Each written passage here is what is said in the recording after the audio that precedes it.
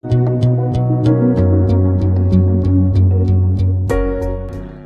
Guys, welcome back to our channel. My name is Sonam Chauhan. तो आज हम यहाँ पे डिस्कस करने जा रहे हैं प्रैक्टिकल सिलेबस के बारे में, क्योंकि पॉलिटिकल साइंस का जो थर्ड सेमेस्टर है उसमें जैसे कि थ्योरी का पेपर है, वैसे ही आपका एक प्रैक्टिकल भी है। जैसे कि आपने फर्स्ट सेमेस्टर में आपने किया था थ्योरी के साथ साथ में आपका प्रैक्टिकल भी हुआ था।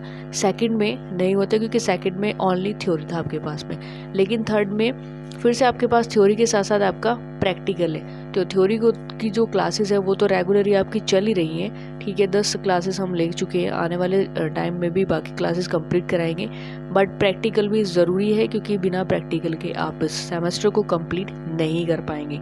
तो चलिए देखते हैं क्या है प्रैक्टिकल में और किस तरीके का सिलेबस है, क्या क्या आपको उसमें करना है, कौन कौन से टॉपिक्स हैं। इसके अलावा फटाफट से वीडियो को लाइक कर दो, शेयर कर दो, सब्सक्राइब कर दो। अभी तक सब्सक्राइब नहीं किया है तो डू सब्सक्राइब दिस चैनल। तो चलिए देखते हैं क्या है आपका सिलेबस।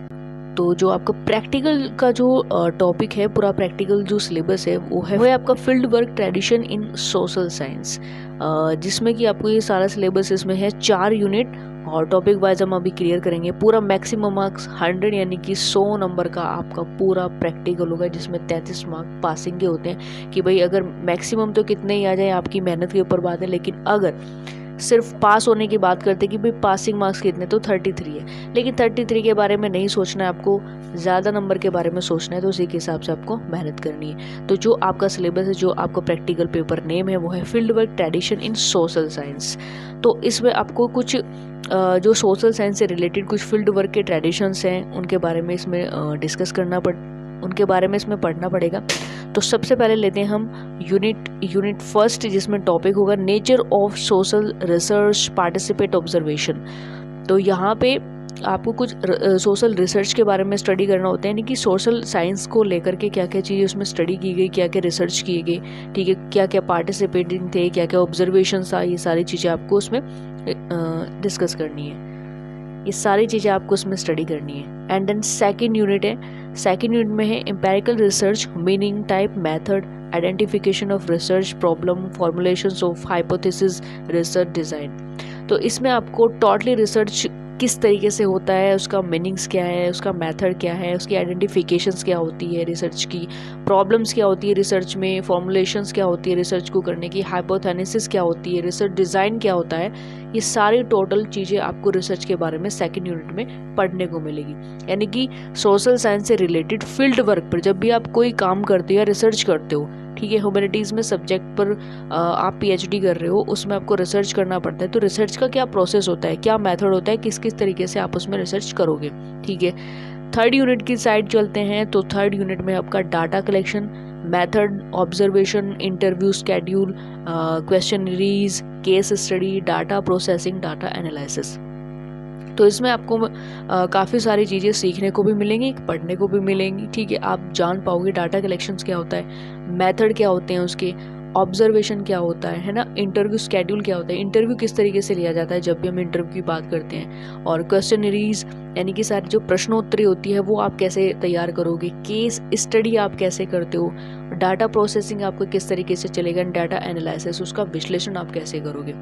जब आप किसी भी रिसर्च में जाते हो, जब आप किसी भी टॉपिक पर, किसी भी प्रॉब्लम्स पर रिसर्च करते हो, तो ये सारी चीज़ें आपको वन बाय वन, कि स्टेप बाय स्टेप ये सारी चीज़ें कंप्लीट करनी होती है। सबसे पहले तो उनका डाटा कलेक्ट करना होता है, फिर उस मेथड से किस पद्धति से आप उसमें यूज़ कर रहे हो, वो सारी चीज़ें ऑब्जर्वेशंस में, इंटरव्यूज़, क्वेश्चनरीज, कि आपने रिसर्च के दौरान जब भी आप किसी से मिल रहे हो तो आप उसमें इंटरव्यू स्केड्यूल कैसा रखोगे, आप उसमें क्वेश्चनरीज कैसे रखेंगे, क्वेश्चंस आप उसमें जो क्वेश्चन बैंक आप बनाओगे उसमें किस किस तरीके के आपके क्वेश्चन होंगे, कैसे वो केस स्टडी होगा, ये सारे टोटल जो इन्फॉर्मेशन है वो आप इस प्रैक्टिकल में पढ़ोगे। And then last fourth unit है, इसमें है a case study on any relevant topic of the time and place and analysis of any elections in India,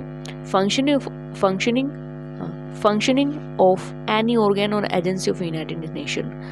तो इसमें काफ़ी सारे केस स्टडी के बारे में आपको इसमें स्टडी करना है, जो रिलेवेंट होगी कुछ टॉपिक से, जैसे कि time and place, analysis and any elections in India.